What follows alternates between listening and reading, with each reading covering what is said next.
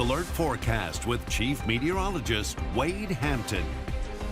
Once again, it was a cool start this morning across the area. Temperatures were in the 50s to low 60s. 62 at Fort Johnson is actually the warmest location. 50 at Oakdale this morning was the lowest. DeQuincy, though, was not far behind that at 51. A look at the temperatures now. We've warmed up much warmer than where we were yesterday this time, already up to 84 in Lake Charles. But it is important to note that the wind is still northerly, so we're not seeing an increase in humidity. That's not going to happen until maybe by the time we get to Saturday. Yes, the humidity is going to end up coming back, though I'm not so certain we'll see a huge change in the humidity levels, just that it will be increasing, though, this weekend. Elsewhere, temperature 80 degrees at Fort Johnson is one of the lowest landside, but of course, at the coast, it's even cooler still. 76 right now in Cameron. Look at the water temperature, at least, of course, near the coast, where it's much shallower. 77 degrees. It's thanks to the last several mornings and a pretty decent northerly breeze, gusting up to about 13 miles per hour at the coast. You can see that breeze evident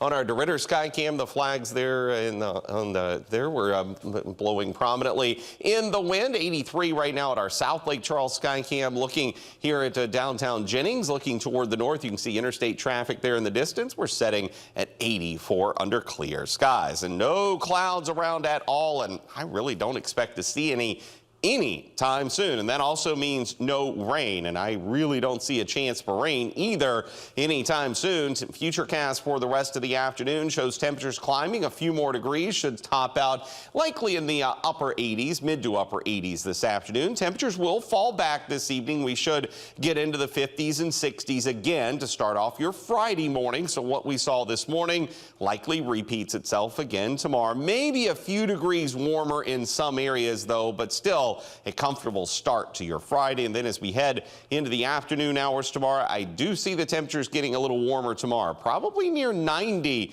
in some areas. And believe it or not, we may actually get into the 90s by the time we get to this weekend. Quick look at Hurricane Milton once again. Still a Category 1 hurricane. It's never going to regain its strength. And you can see that this is a disorganized mess, and it was already becoming very disorganized when it made landfall, because this system is making a transition to what's called an extratropical system.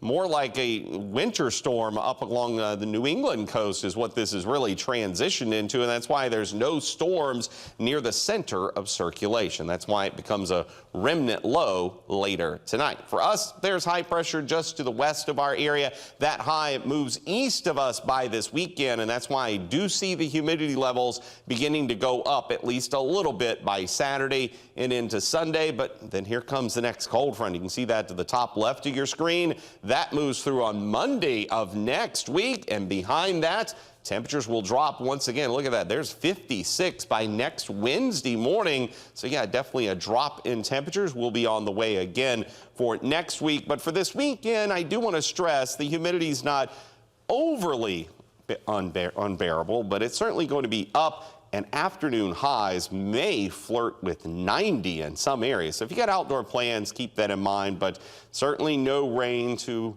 dampen any outdoor events coming up this weekend. Morgan? All right. Well, thank you, Wade. Still to come on 7 News at noon, a Halloween